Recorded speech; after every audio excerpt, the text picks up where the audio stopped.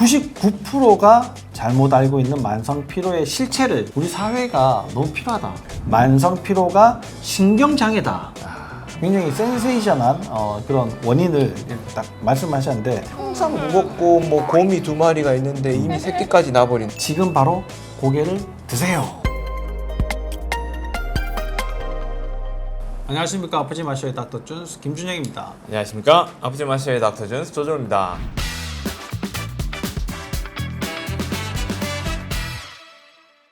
이번 시간은 저희들이 치료하는 환자분들 중에 가장 많은 분포를 가지고 있어요. 물론 뭐 중복되는 여러 가지 상황들이 있으시니까 뭐 여러 가지 다양하게 있겠지만 그 중에 가장 많은 분들이 공통적으로 가지고 있는 거, 만성 피로에 대해서 설명을 좀 해보도록 하겠습니다.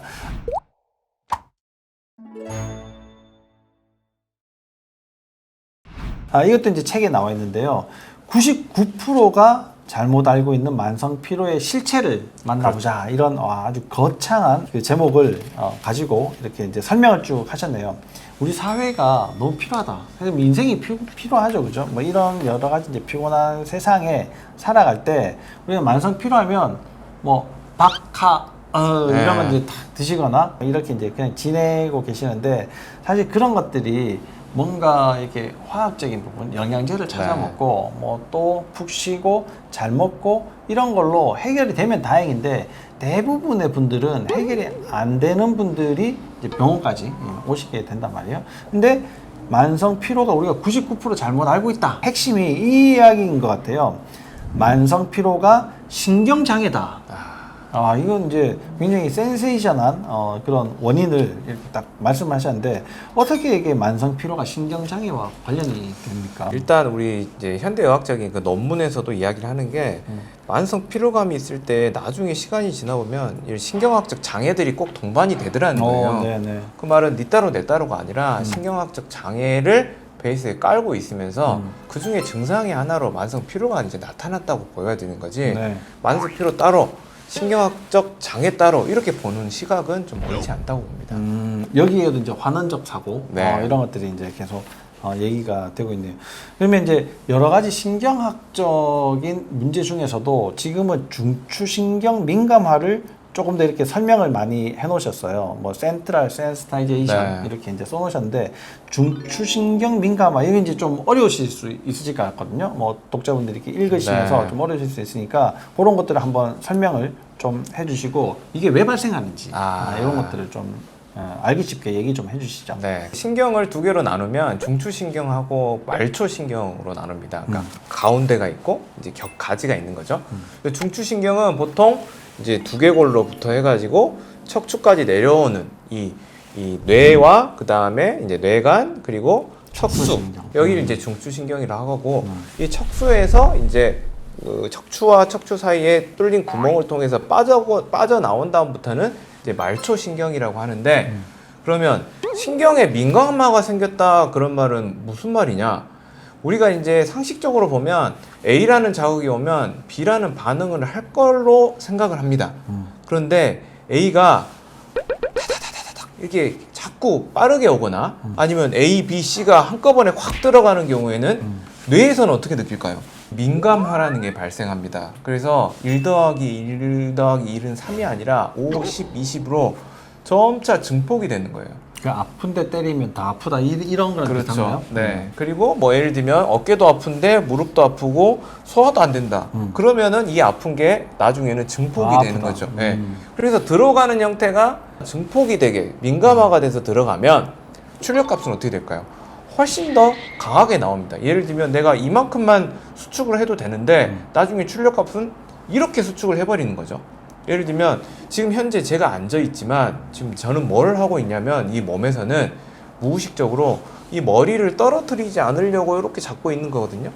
근데 여기저기서 유해 자극이 확 올라가면 그런 것들이 시간이 지나가지고 민감화가 발생을 하면 원래는 10만큼만 목 근육이 잡아야 되는데 20, 30, 50으로 점점 출력값들이 높게 나오거든요. 그렇게 되면 힘들어지겠네요. 그렇죠. 이제 항상 무겁고 뭐 곰이 2마리가 있는데 이미 새끼까지 나버리는 이런 상황들이 될 수가 있어요. 그래서 그런 개념이 민감화라는 개념이고, 그 민감화가 중추신경에 생겼냐 말초신경이 생겼냐에 따라서 중추신경 민감화, 말초신경 민감화인데 중추신경에 생긴 민감화는 어디서 발생을 하냐? 결국 척추 내부에서 발생을 하는 거죠. 그래서 척추가 펼쳐지는 형태가 되거나 뭐 꺾이거나 이런 경우가 되면 척추 자체에 물리적인 척수신경에 물리적인 어떤 악영향을 주면서 중추신경에 민감화가 발생하고 특히 모든 신경의 핵들이 모여 있는 곳이 어디다? 뇌간. 예, 그래서 뇌간에 어떤 물리적인 문제들이 발생을 하면 이제 전신의 어떤 신경에 민감화가 발생을 하는 거죠. 그 지금 이제 물리적인 문제 때문에 뇌간에 문제가 생긴다 네. 이렇게 말씀을 하셨는데 우리가 뭐 허리가 펴지거나 등이 펴지거나 이런 것보다도 목이 펴지는 경우가 더 많지 않습니까? 그렇죠. 뭐 일자목 네. 이게 이제 굉장히 흔한데 이런 문제가 물리적인 문제를 일으키기가 쉽고 그렇게 펼쳐지거나 뭐 꺾이거나 역시자가 되거나 네. 거북목이 되거나 이런 경우에는 동맥의 흐름까지 네. 영향을 줄 수가 있다. 그러면 이제 뇌간은 이래도 저래도 계속 영향을 양쪽에서 다 받을 수밖에 없네요. 네. 그러면 이제 만성 피로가 시작이 되는 거고 신경 기능이 떨어지게 되는 거고 그럼 내 몸이 더 피곤하니까 그걸 이겨내려고 내 몸이 더 작동을 하게 네. 되고 그럼 또 만성 피로로 빠져 이게 이제 악순환의 네. 고리가 계속 돌아가는데 이런 상태를 조금 더 이제 이해를 해보기 위해서 이제 뭐 에너지를 어떻게 쓰는가 이런 것도 네. 설명을 해놓으셨어요. 안정 상태에서 기관별 에너지를 쓰는 게 뇌가 지금 18%를 네. 쓴다고 하는데 체중이 2%밖에 안 되는데 네. 18% 났어요. 근데 저도 잘 몰랐는데 간장이 20%를 쓰네요. 네. 근육이 또 그만큼 20%를 쓰고 네. 뭐 기타 등등은 뭐 다 합쳐서 19%니까 네. 사실 뭐 많다 많고 적다면 적을 수 다 나누면 별거가 아닌 것 같은데 뇌가 상당히 많은 에너지를 이제 쓰고 있는데 네. 이게 만성 피로를 더 가속화시킨다. 네. 이렇게 이해도 되겠습니까? 네. 네. 근데 이제 우리가 이제 그런 관점에서도 봐야 되지만 우리가 먹고 살기 위해서는 어쩔 수 없이 돌려야 되지 않습니까? 그렇죠. 그러면 나머지 것들에서 더 덜어내는 수도 있거든요. 네. 예를 들면 우리가 살아가기 위해서는 하루에 정해진 에너지가 필요합니다. 그런데 그 에너지를 이미 소진을 다 해버렸다. 말하자면 이제 우리 뭐 콩쥐팥쥐에 나오지 않습니까? 자, 이 구멍이 뚫린 독에다가 물을 가득 채워야지 이 파티에 갈 수 있거든요. 그렇죠. 그런데 이 구멍은 놔둔 채로 물을 부어봤자 파티에 갈 수가 없습니다. 그래서 두꺼비가 막아주지 않습니까? 그렇죠. 그런 것처럼 우리 몸에도 에너지를 채워 넣어야 되는데 에너지를 계속 새고 있는 구멍을 놔둔 채로 에너지를 채워 넣으려고 하면 채워질까요? 안 채워지죠. 안 채워지죠. 그래서 그 부분들을 막는 것들이 더 중요할 수도 있습니다, 실은. 그러면 우리가 하루 중에 어디다가 에너지를 많이 쓸까를 이 표로 정리한 겁니다. 자, 우리가 뇌의 에너지는 먹고 살기 위해서는 어쩔 수 없이 써야 됩니다. 그렇죠. 그러면 나머지 두 개, 많은 것들을 쓰고 있는 것들이 근골격계, 두 번째가 장간입니다. 그래서 장간이 좀 편안할수록 에너지를 덜 쓰게 되는 거고 근골격계가 안정화될수록 에너지는 남게 되고 그 에너지들을 뭐 고장이 나면 고치는 데 쓰고 필요하면 저장도 하고 이럴 수 있게 되거든요. 그래서 명상도 또 도움이 네. 되겠고 이렇게 해서 이제 우리가 건강한 상태를 네. 또 회복을 할 수가 있겠네요. 야, 여러 가지 좋은 얘기들을 많이 써놓으셨는데 만성 피로의 원흉으로 또 이제 얘기를 하나 하셨는데 네. 만성 피로의 원흉이라는 게 결국은 에너지 고정 비율을 계속 뽑아내는 거. 네. 그러니까 계속 밑 빠진 독에 물 붓기 네, 네. 식으로 구멍이 나 있는 이걸 이제 원흉이다 이렇게 말씀을 하신 것 같아요. 그죠? 네. 세포 산소, 영양 공급 이런 것들이 잘 안 되고 노폐물 배출도 잘 안 되고 그러면 세포는 자꾸 망가지고 네.